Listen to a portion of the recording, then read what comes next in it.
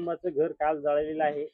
कालपासून जवळपास आजी माजी नगरसेवक आले, भाऊ आले, अण्णा आले, उद्या दादा येतील, नंतर भाऊ येतील. पण या कुटुंबाला मदत कोण करणार आहे? अत्यंत दुर्दैवी घटना म्हणावं लागेल.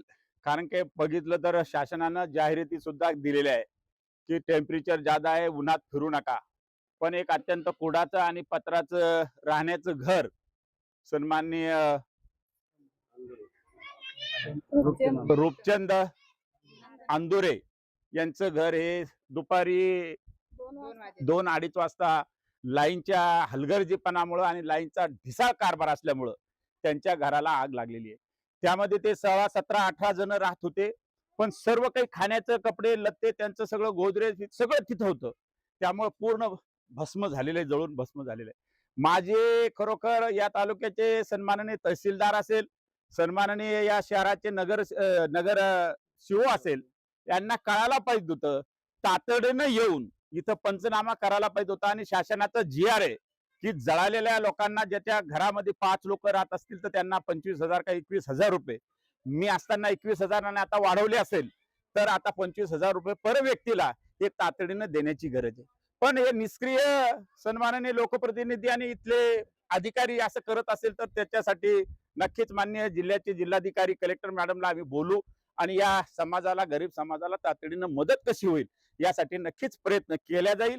आणि जर केले नाही तर कमिशनर आणि त्याच्या पुढे जाऊन शासनाचे माननीय मुख्यमंत्री देवेंद्रजी फडणवीस साहेबांपर्यंत सुद्धा माझ्या लेटर पॅडवर जळालेलं जे आहे त्यांना तातडीनं ही भरपाई दिली पाहिजे.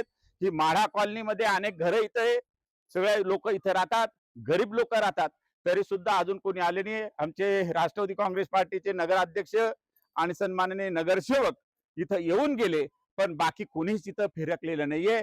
ते सुद्धा अधिकाऱ्याचा तीव्र शब्दात मी धिक्कार करतो आणि नाहीच मिळालं तर नक्कीच पुढच्या मार्गाने यांना मार्ग दाखवून आणि मी स्वतः प्रयत्न करून यांच्या पदरामध्ये निधी देण्याचं काम, पैसे देण्याचं काम नक्कीच केलं जाईल. हे नगरसेवक आले म्हणतात, तुम्ही आले, पण जे आले ते खाली हाताने आले नाही तर. खाली हाताने याला दुष्काळ आहे, ऊन जादा आहे.